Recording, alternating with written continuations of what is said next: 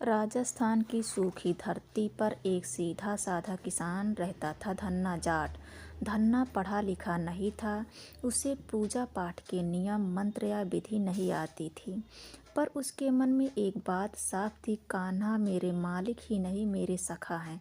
उसके घर में धन दौलत तो नहीं थी, पर एक कोने में रखी कान्हा जी की छोटी सी मिट्टी की मूर्ति उसकी सबसे बड़ी पूंजी थी। हर सुबह वह सबसे पहले उसी मूर्ति के सामने बैठता, जो भी घर में होता, रूखी रोटी साग या छाछ पहले कान्हा को अर्पित करता, फिर खुद खाता। धन्ना जब खेत में हल चलाता तो भी कान्हा से बातें करता रहता। कान्हा, आज फसल अच्छी हो जाए तो तुझे मीठी रोटी खिलाऊंगा। उसकी भक्ति में कोई दिखावा नहीं था, बस निश्चल प्रेम था। एक साल भयानक अकाल पड़ा, बारिश नहीं हुई, खेत सूख गए, घर में अनाज का एक दाना भी नहीं बचा। उस दिन धन्ना ने चूल्हा भी नहीं जलाया। वह मूर्ति के सामने बैठकर बोला, कान्हा, आज मेरे घर में कुछ भी नहीं है। अगर तू मेरा सच्चा मित्र है तो आज मेरे साथ भूखा ही रहना पड़ेगा। आंखों में आंसू लिए वह खेत पर चला गया।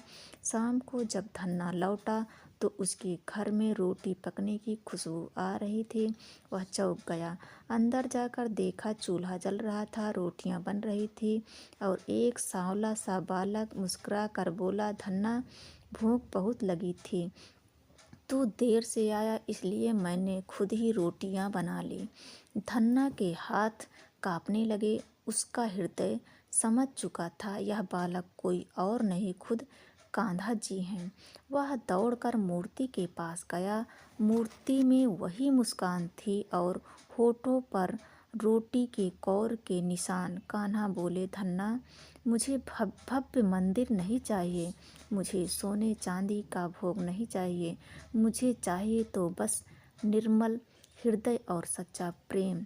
उस दिन धन्ना जाट गरीब ही रहा, पर वह दुनिया का सबसे धनी भक्त बन गया, क्योंकि जहाँ भक्ति सच्ची होती है वहाँ भगवान स्वयं प्रकट हो जाते हैं। राधे राधे। जय श्री कृष्ण भक्तों।